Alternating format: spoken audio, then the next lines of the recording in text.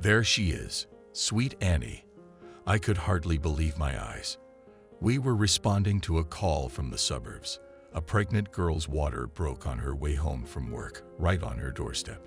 The voice on the other end of the phone sounded familiar, but I had no idea who it was. I suppose it was just luck that led us to meet again, or perhaps some divine intervention. The rain was particularly heavy that day. Harris and I placed her arms around her shoulders, while a few intrigued passersby watched from the sidelines. We weren't stunned, of course. We'd done this sort of thing many times before, even practiced for it. You'd be surprised at how ordinary Annie's situation was. We made our way as quickly as we could to the back of the ambulance. Harris put her on the stretcher and gestured for me to run to the driver's seat. I sprinted out onto the wet pavement and, like an idiot, nearly collided with the battered sit-in. The driver, a fat old man in an ill-fitting suit, reluctantly held down the horn, giving me a fierce look. I quickly mumbled an apology, swung the ambulance door open, and rushed to the wheel. Annie's muffled grunt barely audible behind me. God, she was beautiful. That smile, those eyes, that cute ponytail that wagged as she walked. It pained me to hear her in pain. The ambulance jerked forward as I pressed the pedal, and as it rounded corner after corner, whizzing down street after street, I let my thoughts wander. It seemed unfair that Annie's baby should be born into the hands of strangers in the hospital, people who had never even seen her beautiful face. After all her struggles, 9 months of pain and hardship, what fate awaited the child? Will she be given up for adoption to a caring family who can never truly meet her needs? Or worse, would Annie choose to raise the child as a single mom, spending the best years of her life meeting all the needs of an unwanted infant?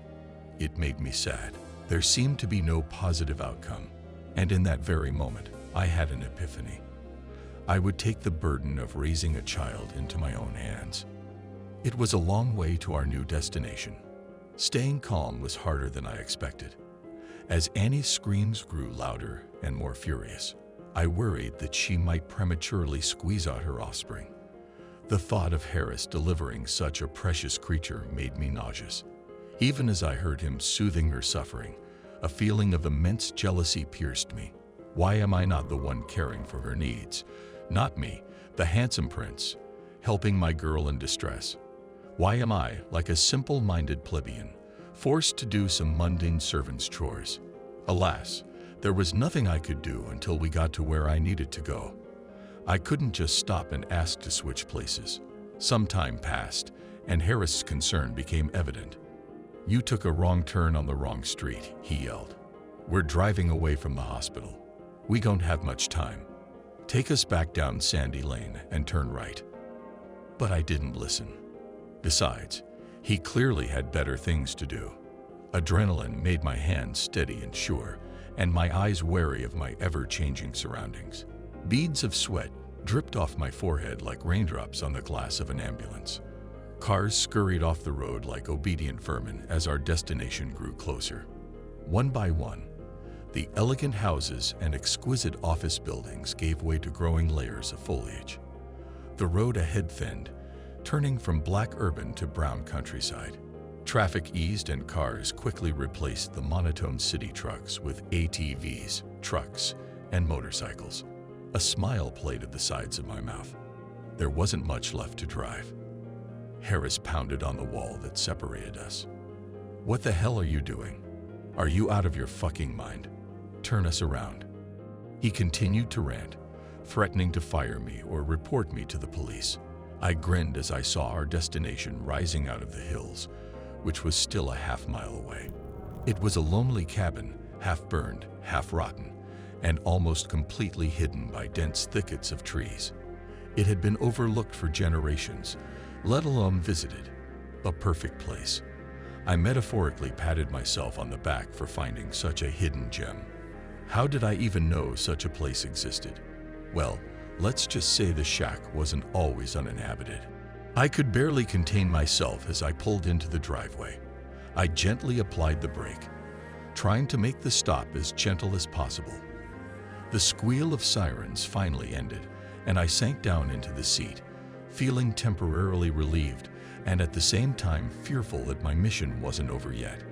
With a quick pat on my pants pocket, I made sure my revolver was still there, waiting for me to retrieve it. I always kept it on me for emergencies. Well, special emergencies. The ambulance door swung open, and Annie's pleasant voice came to me as the leaves crunched beneath my feet.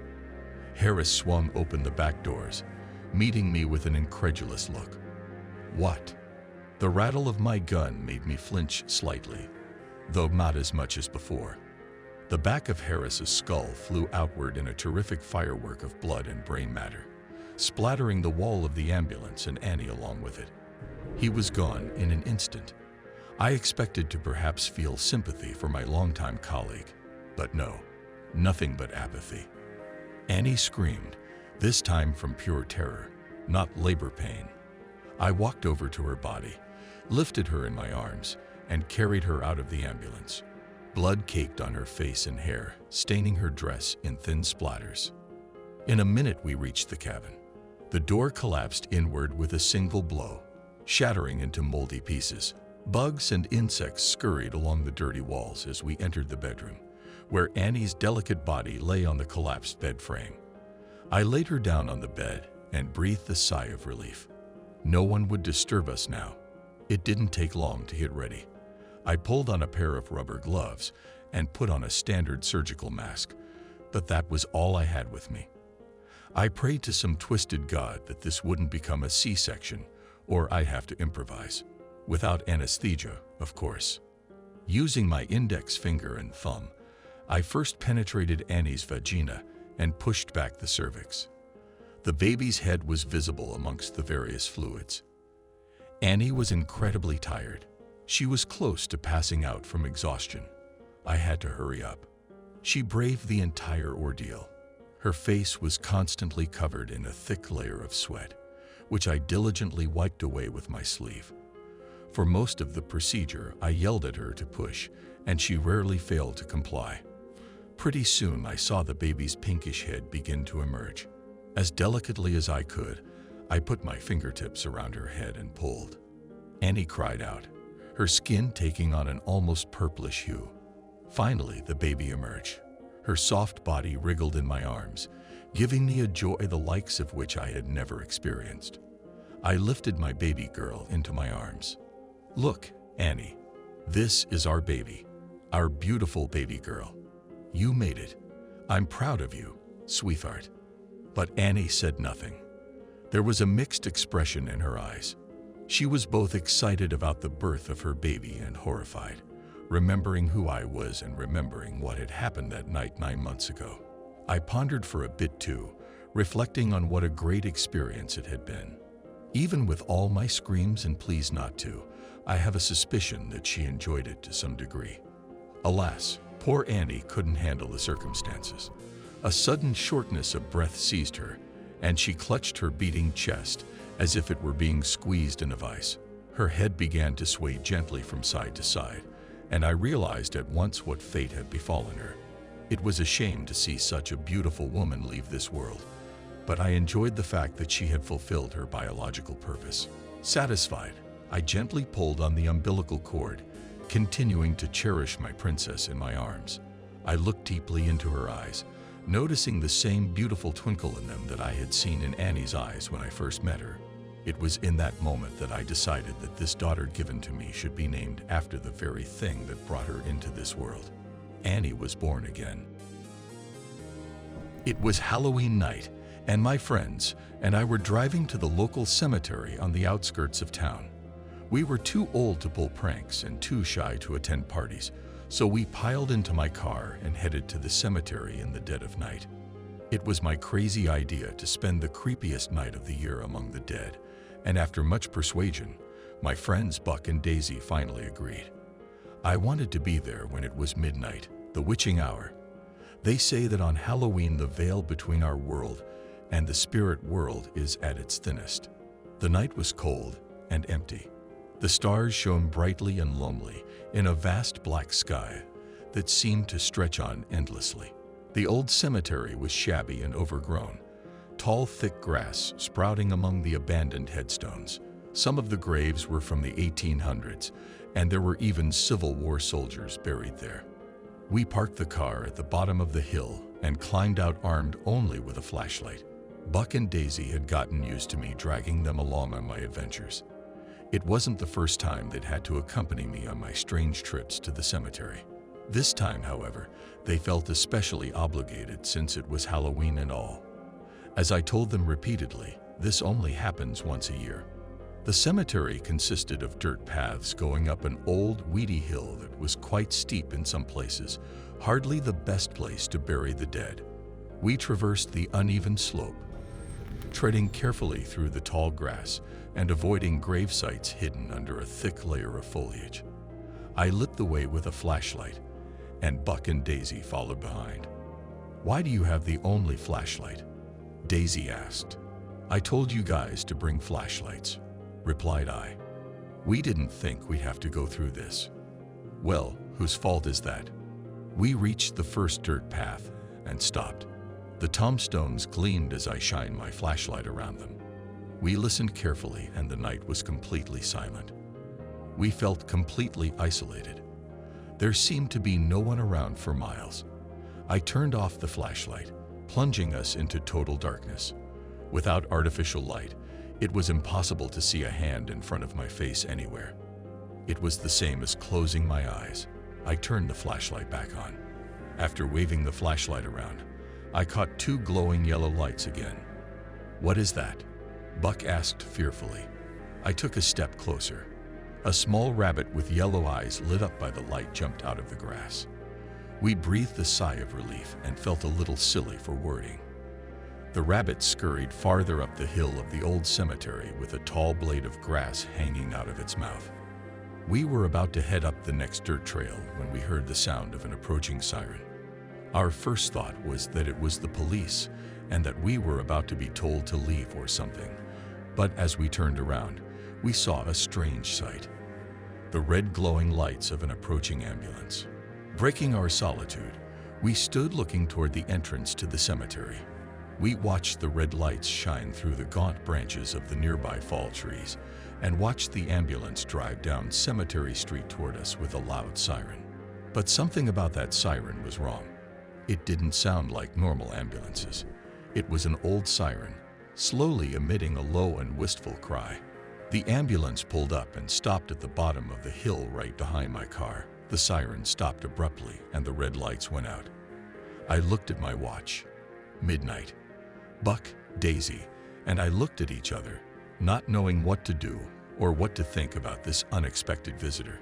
Why would an ambulance stop at a cemetery? I thought. If it was some city officials trying to get us to leave, this was a strange way to do it. Each of us waited to see what the other would say. "Oh, hello," finally shouted Daisy from the bottom of the hill. There was no response. We saw the vague silhouette of the driver, but nothing else. They just sat there perfectly still. We thought about going down the hill to see what they wanted, but something inside us told us not to.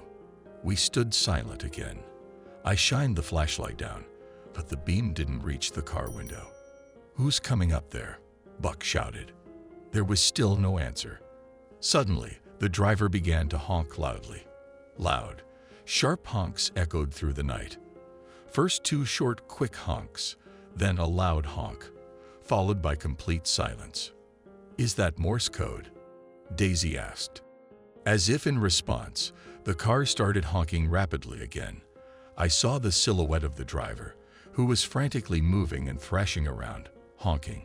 He also seemed to be beating himself on the head with his fists, and even smashed his face into the steering wheel. The siren and headlights went on and off, then back on again in a strange, almost musical rhythm. Then there was silence. "What do you want?" shouted Buck in a louder and more determined tone than before. The car door began to open. We instinctively stepped back. The door swung open and out stepped the driver, illuminated by the dim light of the cabin lamp. She was a pale old woman with long, curly hair, skinny and bony, dressed in a white robe. There was something almost ghostly about her. It was as if she were made entirely of paper mache, a ghostly, corpse-like figure. Her eyes seemed poured with blood, bruised and tired. They'd radiated an indescribable sadness. She looked at us, as if through us, and held out one of her long, thin arms, curling inward the old, bent fingers on her wrinkled hand. She beckoned us down the hill. We stood motionless. The thought occurred to me that perhaps it was a spirit that had crossed over to the other side of the earth on Halloween night. Perhaps that was the reason for my visit to the cemetery. I glanced at the clock. It read 12:06. The time was so eerie, as if it was midnight that had summoned her here.